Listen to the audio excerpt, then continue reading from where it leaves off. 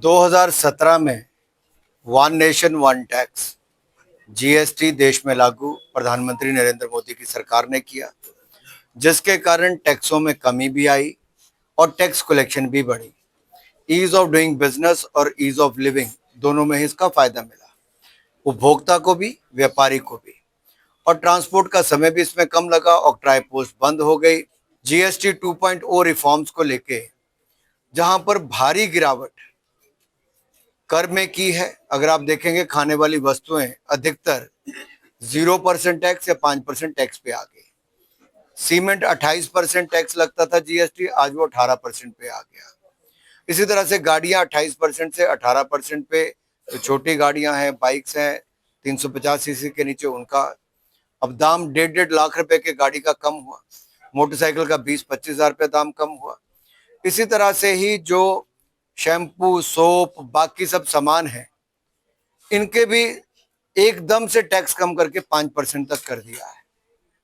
तो आम आदमी के दिनचर्या में इस्तेमाल होने वाले ज्यादातर चीजें, चाहे वो जूते, कपड़े, साबुन, पेस्ट, खाने का सामान हो, ये सब सस्ता किया गया। यहाँ तक कि मनोरंजन पे भी जो 100% की सिनेमा की टिकट है, सिर्फ 5% टैक्स रहेगा, पहले 28% था।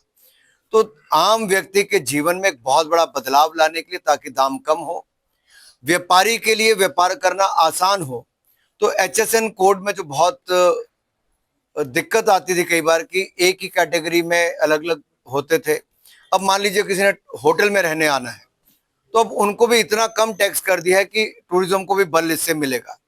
टूरिज्म को बल मिलेगा तो खपत भी ज्यादा होगी।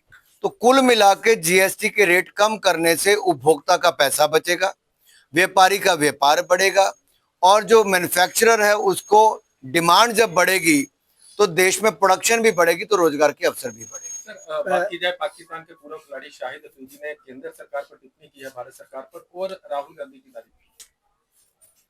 मैं इतना ही कहूंगा कि पाकिस्तान को हमने युद्ध में भी ऑपरेशन सिंदूर में धूल चटाई है। आज भी उनके सैन्य ठिकानों पर जहां ऑपरेशन सिंदूर में हमने प्रहार किए थे, आज भी उनकी हवाई पट्टियां नहीं चल पा रही, बैलगाड़ी चलने के लायक रह गई। और खेल के मैदान में भी हमारे खिलाड़ियों ने पाकिस्तान को एक तरफा मैच हराया है, और इस जीत को भी समर्पित ऑपरेशन सिंदूर के वीर सैनिकों को और शहीदों के परिवारों को भी उन्होंने किया है।